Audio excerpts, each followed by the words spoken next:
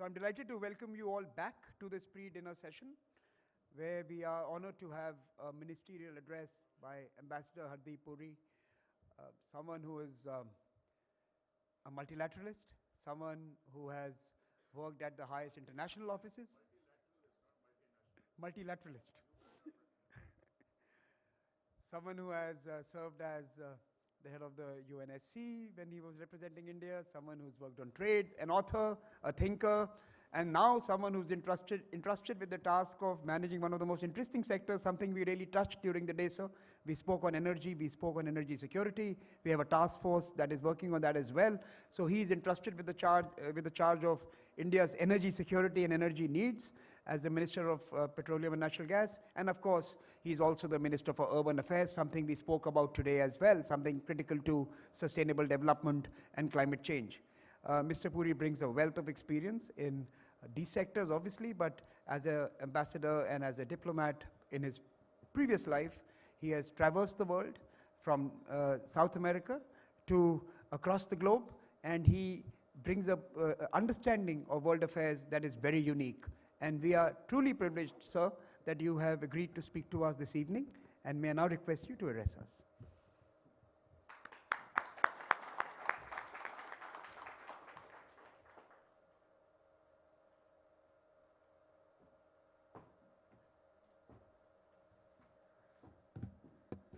Thank you very much, and good evening to all of you.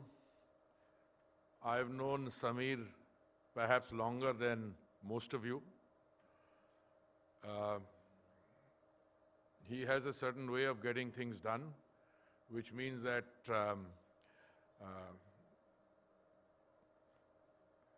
he is able to exercise his margin of persuasion. And I kept protesting that I have 5 different functions in 5 different parts of the city, but you know, he left me no choice. But at the end of the day, I'm delighted to be here. I'm saying all this only because I want to apologize for my delayed arrival. Why do I think, and that's something I want to speak to you about, why is the Indian G20 presidency a sui generis one of a kind? And I want to ask that question myself, and I want to respond to it in order to provoke a discussion.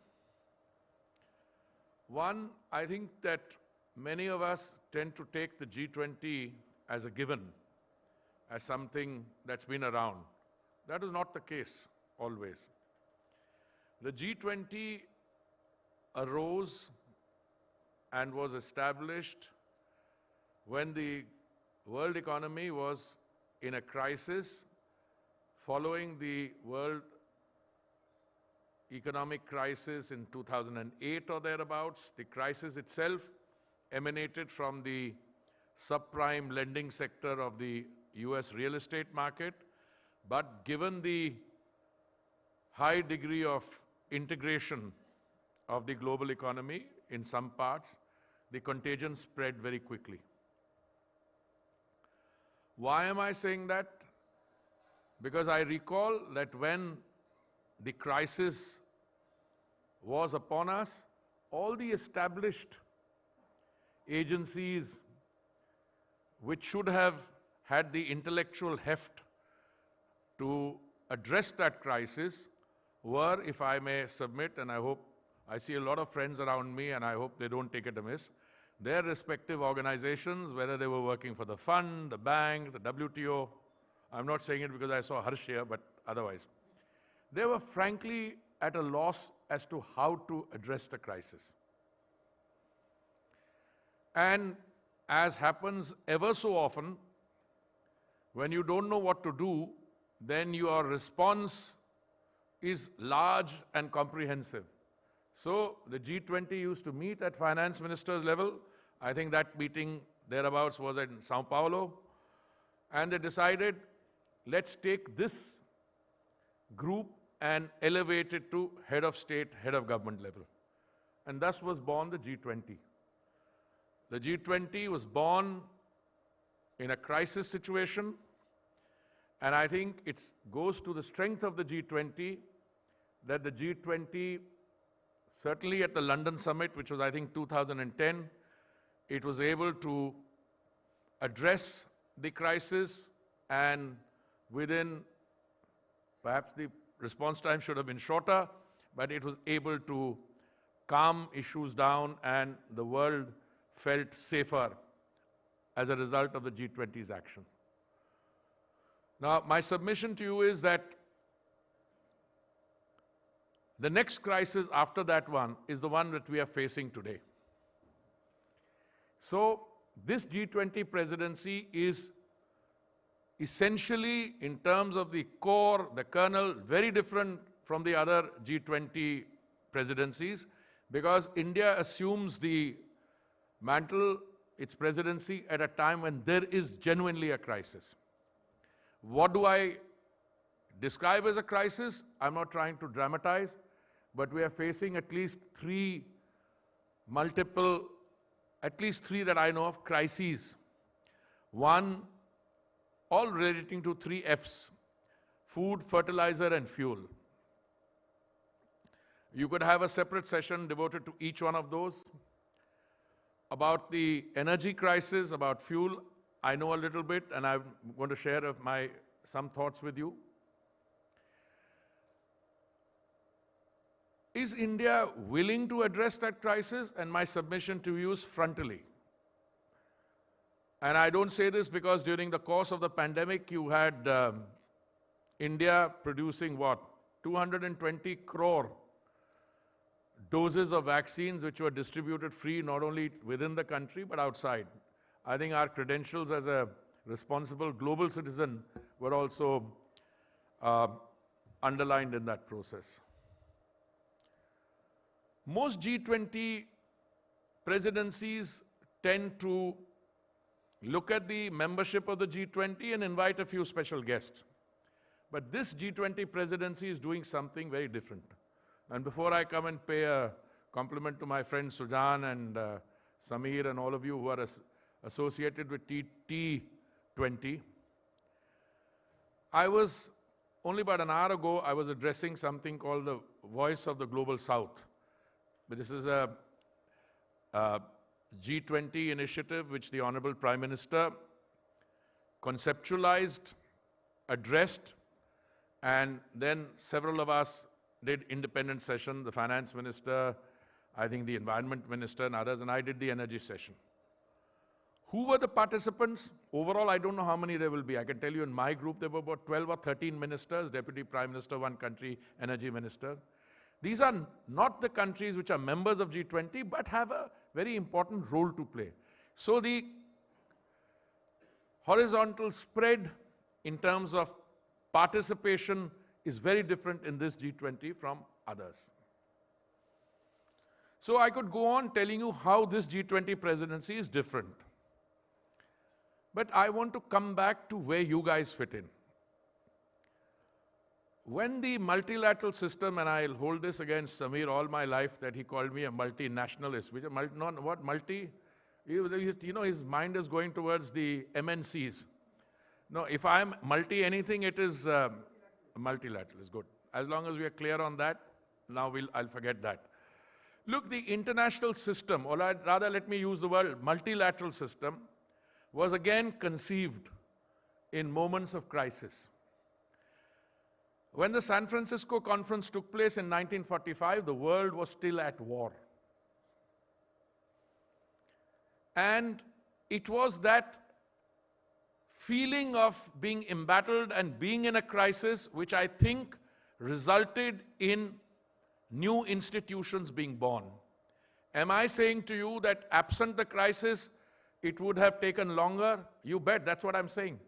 Try and put today the UN has 193 members, take half of them, put them in a room and tell them to negotiate. They will negotiate till the cows come home, and probably if you get 90 intelligent people sitting in a room, the sum total of their individual intelligence put together will be an incomprehensible and a document which very few people will understand. But when you have a crisis, that crisis has the imperative built into it of producing the result that is required. That's the submission I'm making to you. The multilateral system, which was born in 1945, if you look at the UN Charter, it has two parts essentially. One is, it is a, if you might call it, a contract between sovereign states, but I think an equally important, and in today's day, a far more important aspect is the second part, we the people. Now, what is we the people? I think it is civil society, non-governmental organizations, and think tanks. So I think the role that the think tank plays, again, Samir will say modesty doesn't come to me, but I've had the privilege of working in think tanks. Some of them are pure think tanks, some of them are what you call do tanks or battle tanks. And if you have the power of the value, the strength of ideas, and you are in a position to marshal those ideas and thoughts in order to address the challenges that you face. And what are the challenges? I think the challenges are known. I'm not going to the three crisis points, fuel, fertilizer, and fuel. I'm not going to them. But look at the other challenges. Climate. Basic architecture of the multilateral system as it exists. Do I have your permission to be a little direct and blunt? When the United Nations was born, there were two competing philosophies that went into its design. Today there are many pillars. One pillar is peace and security. The other pillar, if I may, for want of a better thing, is development. And a lot of other, some fantastic work is done by the multilateral system.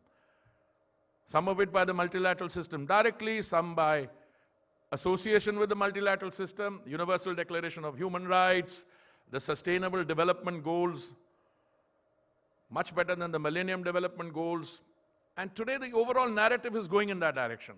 But let's say one of the primary purposes of the United Nations is peace and security. What is the design of that architecture which deals with peace and security? It is to take the relic of the Second World War, where the operating philosophy was to the victor belong the spoils, and you created a Security Council of 5 members, which essentially has a veto on this. Now, the cynic amongst you might ask, why is the Security Council so important? I'd be ready to dismiss the Security Council, but there is a ground reality out there. The Security Council is the only authorized and designated entity in the global system which has the authority to make a determination on whether there exists a threat to peace and security. A very important statement which we lose sight of. In the absence of that determination being exercised by the Security Council, any number of countries, most likely the ones who have dominant political and economic power, would just get up and say, I think there is a threat to peace and security and I will take countermeasures. But the whole idea was to have a multilateral sanctity bordering on something much more noble, so that those determinations are not made in a casual manner. And that authority, that designation on what constitutes a threat to peace and security also carries with it a concomitant power to authorize countermeasures under chapters 7 and 8 of the Charter. Now, the use of force, this is what it's all about, is not mentioned in a blunt manner. You talk about countermeasures in a way. I think that's a very important thing. Now, wind back. Look at the number of times the veto has been exercised by the Security Council, and make an analysis clinically as a think tank. How many times was the use of veto justified? I'm one of those who say that in certain circumstances the veto is justified, and let me explain why to you. Number one, if you apprehend or you fear that you are going to be faced with a situation where a mass atrocity is likely to be committed, and by mass atrocity, I mean all of them: genocide, ethnic cleansing, war crimes, and crimes against humanity. I think the international community should step in and take such measures as are necessary to prevent that kind of atrocity being committed. But putting those extreme conditions aside, look at the way this whole thing has evolved. I am not going to get into a political, judgmental game here. All I can tell you is we would not be in the mess that we are in today. I'm not talking about today as in 13 January 2023, but I'd say go back 5-10 years. The fact is you have a Security Council which is paralyzed. And the minute a permanent member of the Security Council ends up being directly or indirectly involved, you can't get anything through the Security Council. So your peace and security track is effectively a non-starter, given these situations. So if you have to really contribute to the design of and I'm not coming at this from the Indian vantage that, reform the Security Council, India deserves to be a permanent member. I'm too self-assured and arrogant to tell you whether the UN or anybody wants it or not, India will be a permanent member. Not because this is going to be reformed, but either the systems break down and countries which can do the heavy lifting will have to do it. Whether it is disaster relief or it is responses to health pandemics, you don't need to be a permanent member of the Security Council to do that. You do it in your own right because you have a national system and ethos which will make you do it. This is where you guys come in. I think I see friends from large number of countries. In all our countries, no matter what our political system, the value and the force of ideas is exceptionally strong. Therefore, I'm not talking about, I don't know whether T20 is going to be a coalition or not. Maybe one day Sudan can come and brief me. But I think you have a great opportunity here to discuss, coalesce amongst yourselves. And I'm only giving you the political peace and security dimension. I could speak equally, with equal degree of passion on the world trading system. What was the world trading system designed for? In Havana, you were looking at the potential of setting up an international trade organization which would be universal. What did you end up with doing? Because the Havana Charter was not ratified except for Chapter 4, I think, Harsh will correct me, which deals with trade and tariffs and etc. That became the interim committee for the International Trade Organization, ICITO, which became the GATT. Now, when you converted the GATT into the WTO, a simple question I want to ask: how far is that system embodied in the WTO today able to address the challenges of today? When the pandemic took place, what did any of them do? I'm not talking about the specialized agencies of the UN. I'm not talking about the fund bank, etc. Everybody had a theory, but somebody had to step up. Move from there to climate. Move from there to any of the other major challenges.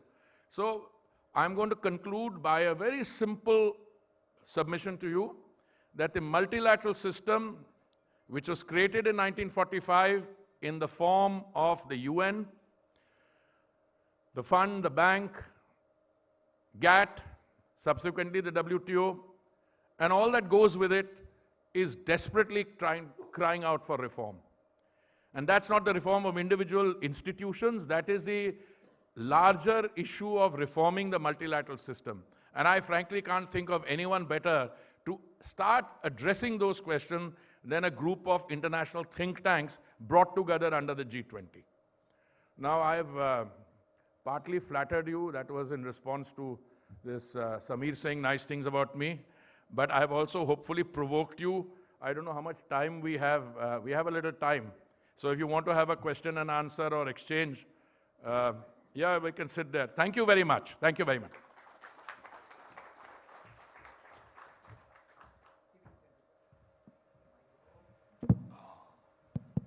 good. So this is the time for you to ask questions to the minister. Of course, sir, we would like to hear about, as the energy minister, as the petroleum and natural gas minister, what is your prognosis and how do you see the next years play out? Well, I can, again, be very, very candid with you.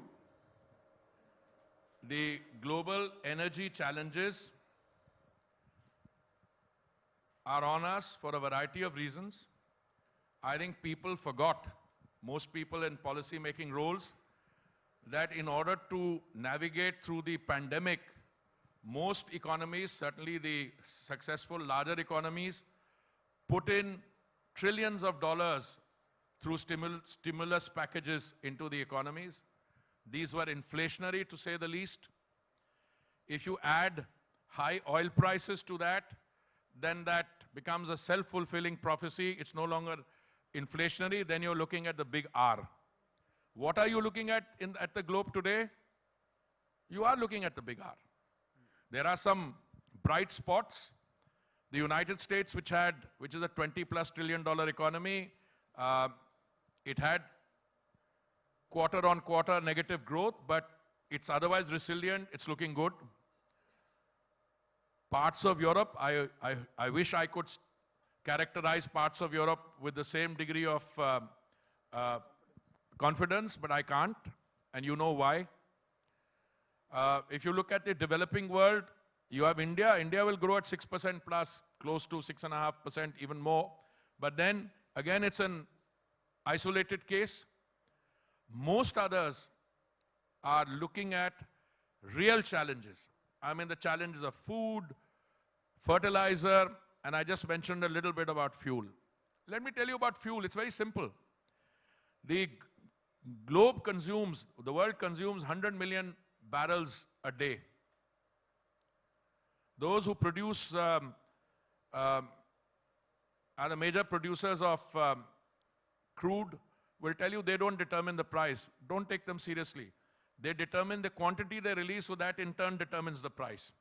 If there's a 1 million barrel shortfall, the price will go not from 70 to 80, it'll go to somewhere else.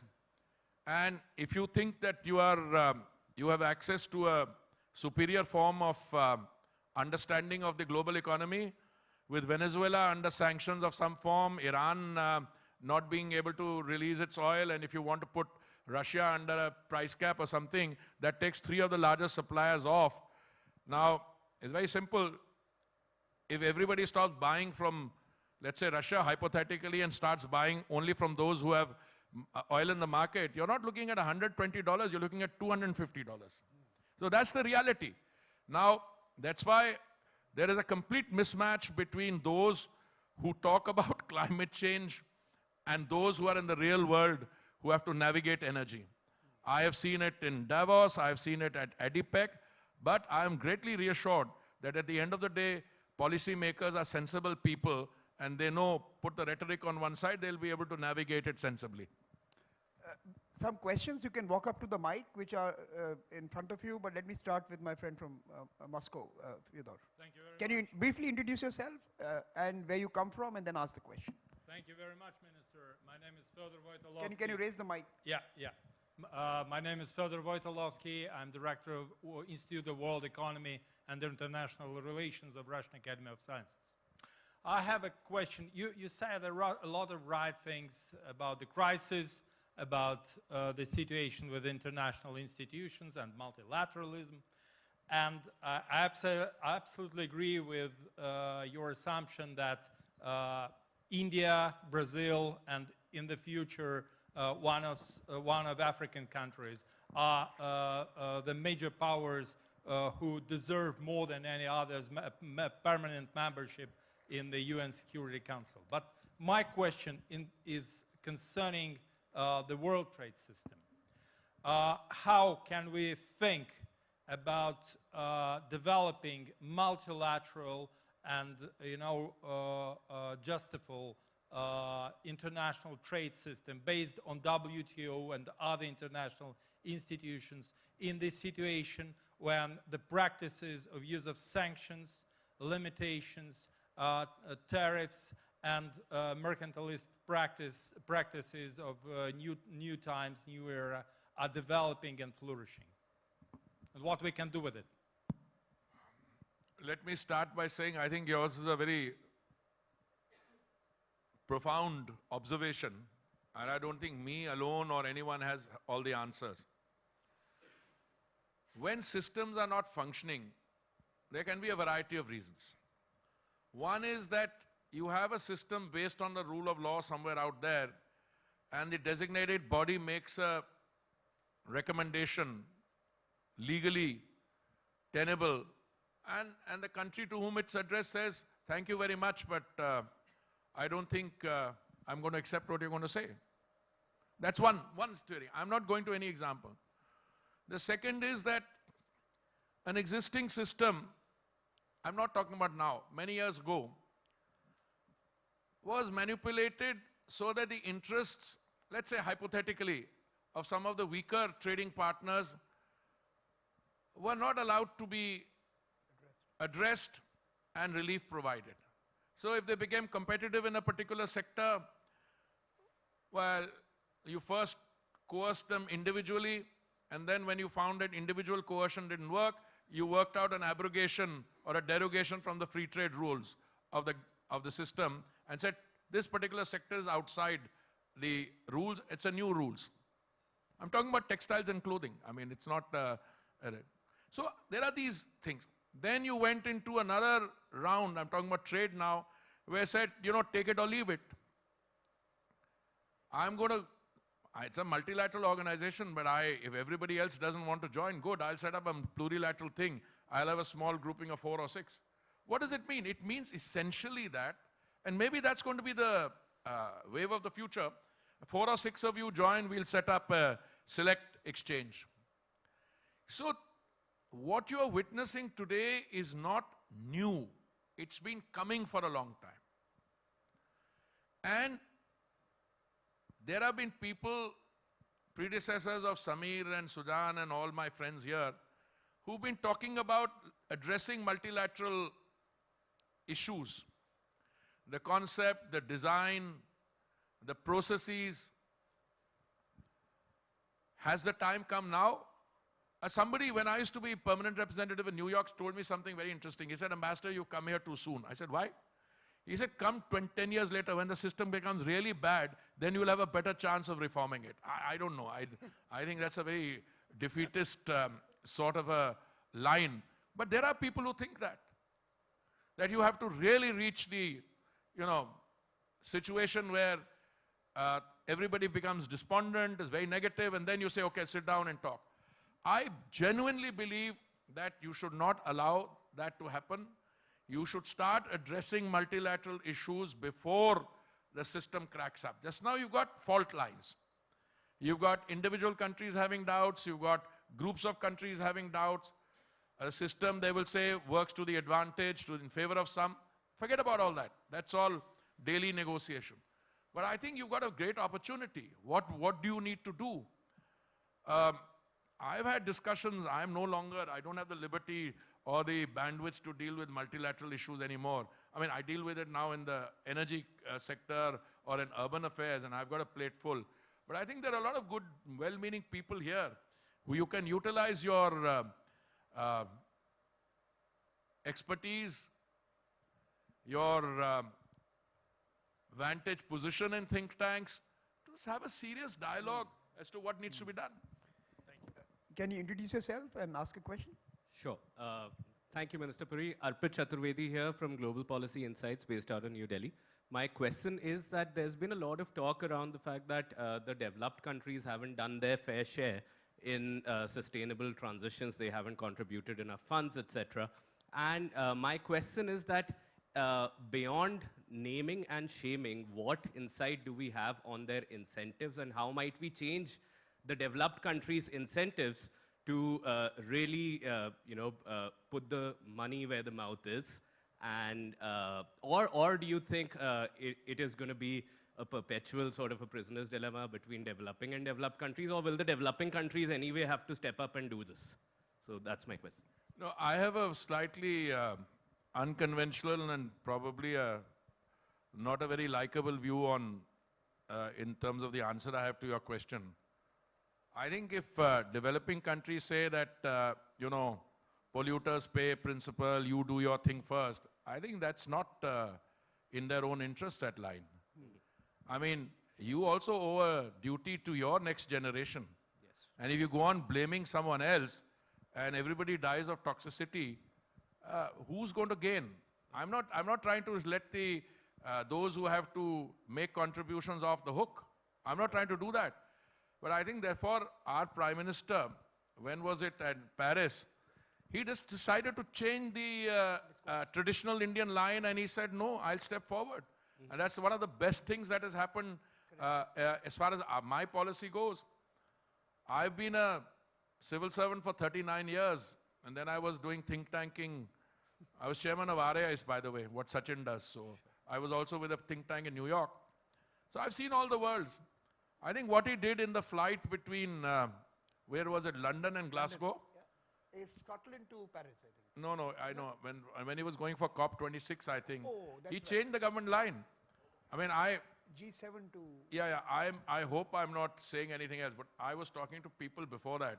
I had I think it was Senator Kerry who called on me when I was housing minister, and before PM's visit, he said, you must do this. I didn't take it seriously. I knew that the Indian line was not etched in stone.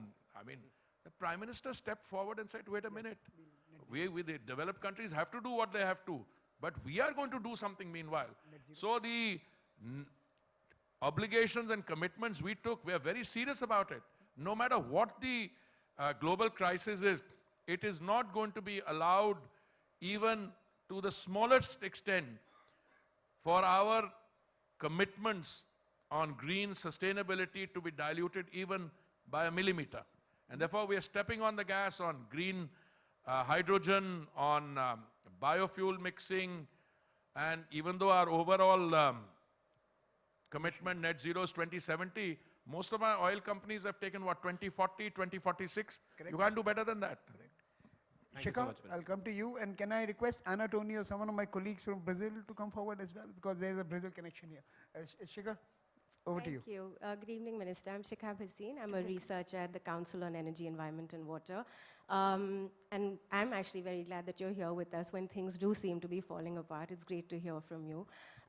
Given that a lot of the ineffectiveness that you've alluded to of the multilateralism entities, what is your hope in what India can do in trying to influence the norms as we conclude G20 later this year?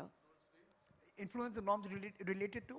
Well, the membership of all of these countries are a part of the G20, right? They are in the decision-making seats. So how do we intend, or what should our hope really be? What are we looking forward to at the end of this year to feel like multilateralism is perhaps back on track in being responsive to the multiple crises that you've spoken about? Can we revive multilateralism through the G20? How do we? Oh, I have no doubt. I have no doubt. I've never seen so many meetings taking place within a compressed short period of time. I mean, I've got other pieces of work to attend to, but I even see Lakshmi, my God, the number of G20 things she's doing, other people are doing. I mean, if you start with the objective, which is clear that you need to address the challenges of multilateralism without saying you need to reform multilateralism. The minute you use the word reform, some guys will dig in. Some of my biggest supporter friends today used to tell me, don't talk about reform because we have earned a permanent membership because we were the victors in the Second World War. So I told one of them in a lighter mood after a evening session, I said, I don't know who wrote your history, but I could easily make out that you actually didn't win the Second World War. I mean, somebody helped you win it, but I was lighter vein. Look, everybody looks at the multilateral system in terms of what his or her country can get out of it, okay? Which is fair, which is fair. You conduct trade on that basis, you conduct political negotiations on that basis, but sometimes you tend to forget that a genuinely effective multilateral system is the best guarantee you have against abuse of power, abuse of dominant position, and something which is public good. So I can understand the really powerful not wanting to reform the system. But when I find the not so strong also reforming, is because they think the status quo is very good. But my submission to you, the status quo is actually cracking up. I mean, if this continues for a while, every time that you get into a problem, don't go to someone who's the empire, because the empire is blowing a whistle saying, hey, nobody's listening to me. Please, introduce yourself, your institution, and ask the question. Ambassador Vera Torstensen from Brazil. You remember me? Yeah, You were can you together. bring the mic I closer? remember you very well. Yes. Thank you. Look, Ambassador, we are talking today a lot about the coupling, the United States and China, trying to split the world. My question to you is, in this scenario, do you envisage two different trade systems? And the next question is, what do you think Brazil, India, and other developing countries, emerging countries should do with this scenario? The first part is that, do you imagine a dual-track trading system, China, US, dominating two different tracks? The coupling, Decoupling. the trade system. And what should emerging economies do? We, Brazil and India and others, how do we gain more voice agency in these debates? No, I'm very happy to see my friend of many years standing, because I told you I served as ambassador to Brazil between 2006 and 2008, and we met otherwise. Look, I say this with a sense of responsibility. I have never been persuaded by this kind of talk. And I heard it earlier. When I was Secretary Economic Relations in Delhi, people used to talk about a G2 diarchy. I think I've told Samir over many sessions, forget about it. Just forget about it. I mean, countries will react in their own way. I mean, no, I'm not saying that you can't get issue-based coalitions between the Chinese and the Americans, or the Chinese and the Europeans. Of course you'll get issue-based coalition when you make an assessment that's in your interest. But to talk about diarchy, alliance, I'm not persuaded.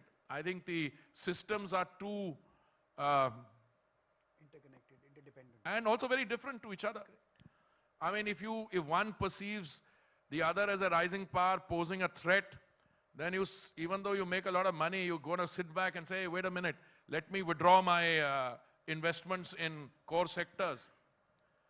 And there's nothing like a pandemic to teach you a few lessons. I'm not saying a pandemic is a good thing. I think I was civil aviation minister, and I know what it is to navigate literally through a pandemic.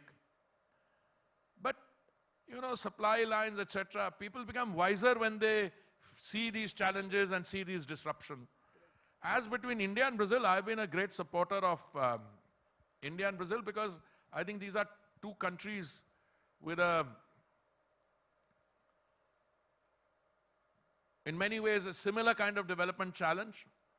I had the privilege of being ambassador when President Luiz Inácio Lula da Silva was president last time. I've had the good fortune of receiving his, guidance. He came to India, and, the rest is history. I mean, during that period, we did very well. I'm not saying we didn't do well later, but I think Brazil and India have many interests in common, and I don't just mean the G4. I mean, in the trading system, I used to say when I was a young diplomat in Geneva, I'd just gone there, I'm talking about 1981, as early as that. I went to my ambassador. I know some of you have heard the story. I said, what do I do? It's a very complicated thing. Just being, you're not even, I don't know how many years old I was, but 28 years old, something, 29. I mean, thrown into a complex negotiation and asking, I told my ambassador, what do I do in case I'm not following? Those days you didn't have iPhone. He said, let's listen to what the Brazilians are saying. Stay within that band. That was the kind of convergence we had. Even now, if you take this away, if you take some of the other stuff away, there's a great amount of, convergence there in terms of our objectives, etc. I learned my ethanol from Brazil. When I went there, within a few months of arriving, I met the head of Unica, which is the cooperative entity which deals with ethanol. And the then president told me, he said, Ambassador, if India joins Brazil and the United States, we could make ethanol an internationally traded commodity. And today, I mean, today we are one of the top producers of ethanol in the world. We are going from 10% biofuel blending to 20%. And I'm telling you what is already in the public domain. We intend to utilize our G20 presidency to have an international biofuel alliance. So there's a lot going for countries like that. So now last two questions, I'll turn to my friend Andre, and then I'll invite a friend from area. So Andre, first to you. Many thanks, Samir, and many thanks, Minister, for your presentation. I'm Andre de Melo Souza. I'm from the Institute for Applied Economic Research, which is a Brazilian governmental think tank. I very much value multilateralism, and I fully agree with you that we need to reform our institutions. However, institutions are sticky, and those who now hold power, they don't give it away or share it easily. And moreover, even those institutions that have been reformed, oftentimes they give formal representation to developing countries such as ours, but they don't really give influence in decision making. So a seat at the table may not be sufficient in terms of these reforms. So I would ask you, how do you think the reform should proceed? And for that purpose, do we have any concrete examples of major international institutions that have been successfully reformed that maybe can guide us or at least provide some sort of a model to follow? Thank you. Have incumbents ceded pace in any institution in the world before to newcomers and new voices? Not that I've heard of. Colonial powers don't even leave their, colonies. I'm not saying that all of them have to be driven out through a movement which is revolutionary. No.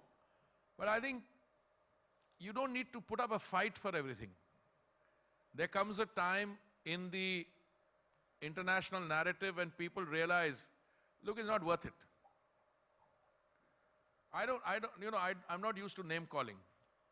But it's a fact that many permanent members over the years, both those aspiring to be permanent members and those who are permanent members, perceptions on their being on that body have given rise to very different emotional things. I've been telling you let me talk about aspiring countries. When it comes to one large continent, I asked once, I had a very interesting discussion. I said, how does so-and-so look? He said, that country could look on a good day. I said, what do you mean?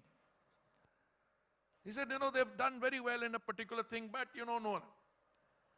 Are you seriously trying to tell me that a country which at the end of the Second World War, when the philosophy was to the victor belong the spoils, but over the years, its own terms of engagement with countries in its neighborhood has changed. It is no longer a member of regional grouping. You ask them themselves. They won't bring this. So I think you don't need to bring it to a point of crisis where you say, I think if somebody seriously starts a movement towards, first of all, you don't need a movement. You need a serious discussion. Can you sincerely say that the composition of that body today, I'm only talking about Security Council as an example, seriously reflects the global situation today? Tomorrow if there's a crisis and you leave it to those permanent members to do some serious lifting, other than one or two, I don't think the other three will even volunteer to be part of the effort. So you have the answer there. So, but I agree with you, nobody has ever left the high table themselves. Normally there's an elegant way of doing it. Create a new table. Create a new table, or you sit down with them, they invite you, then you tell them the dishes are very palatable here, also in the next one. It happens in a much more elegant way. Final question, sir, from my friend from area. I'm Anbu from IRIA, Economic Research Institute for ASEAN and East Asia. You have to bring the mic closer. Yes, I'm Anbu from IRIA, Economic Research Institute for ASEAN and East Asia, based in Jakarta. And my inquiry, Minister, is about the urban affairs, urbanization and the smart cities. I think by 2050, more than 70% of the population will be living in the urban areas.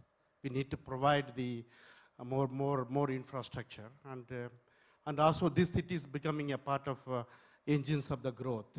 And here there is a lot of environmental problems and the social inequality. And then here we have that smart city, the application of the digital technologies to improve these services and the living standards. How do you find this role of smart cities in the future of growth, and as well as what will be the agenda for the G20 agenda for the smart cities? Thank you. You know, there is a separate Urban 20 agenda, so I'm not going to digress into that.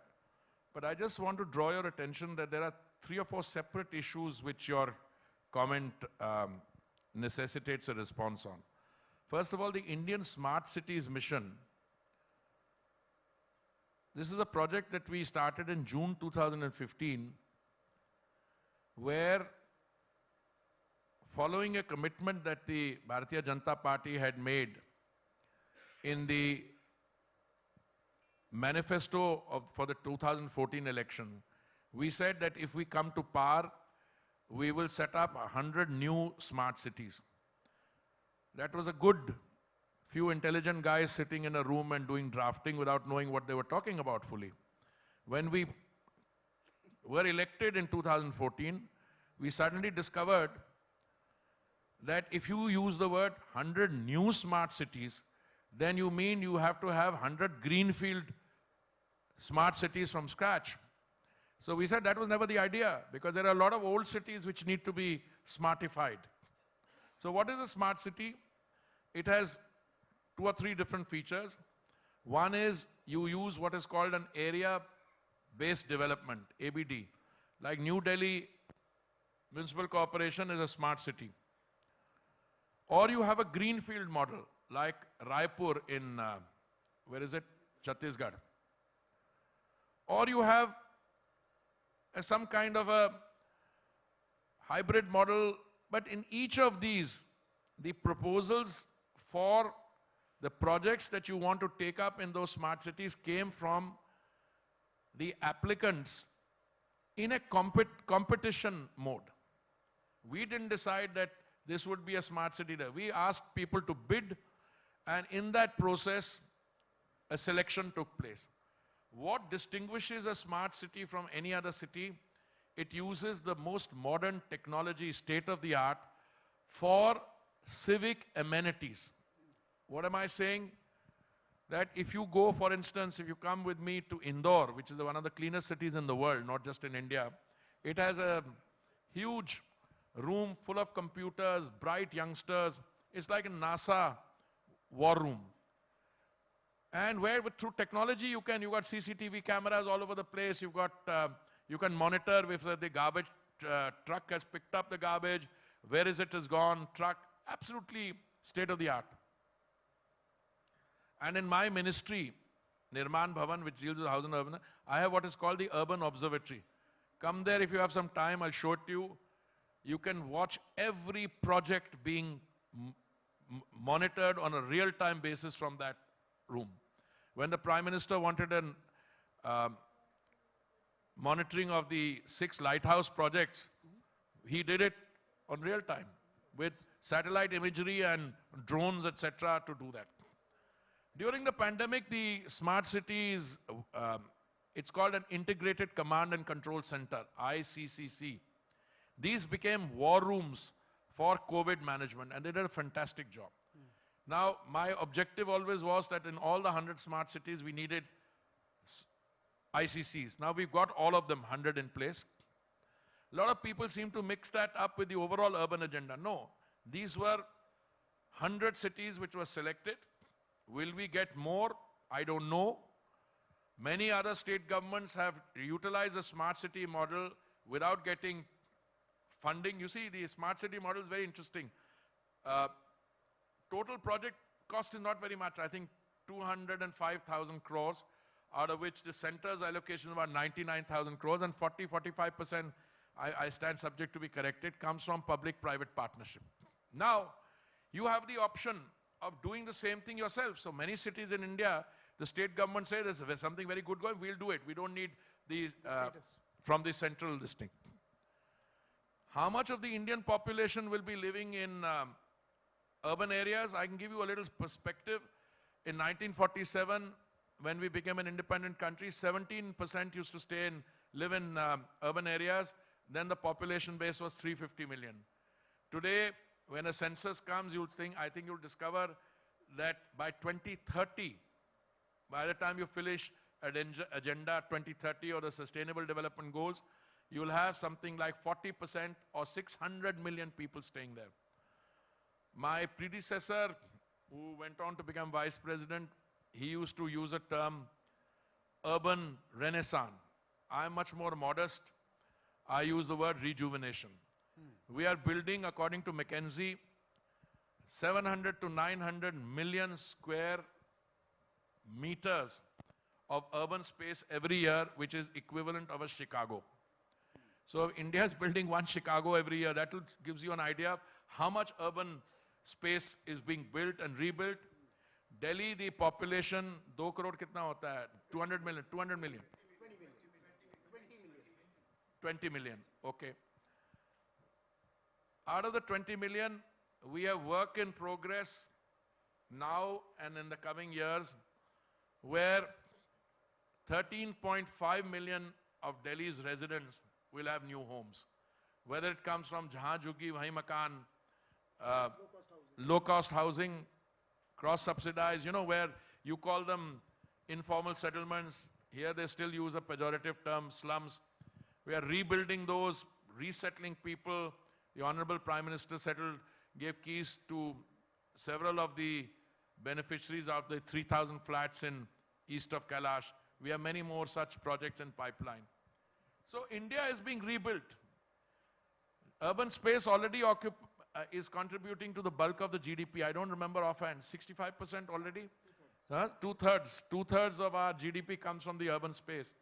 So the demographic shifts which will take place from the semi-urban to the urban, or from the rural to tier 2 and 3 cities, the connectivity, it's some fantastic amount of demographic changes are taking place, and India will adjust to those. So thank you very much, Minister. We spoke about the international order, multilateralism, energy, urban affairs, and of course trade. Please join me in applauding the Minister for his contribution. And sir, there's a small token from the T20 for you to remember us by. By the way, you guys will go for dinner. I still have another meeting with the US Energy Secretary. So they should apologize to you. No, they shouldn't. You should. Anyway, it's great catching up with you guys. Thank you. Thank you very much. Thank you so much.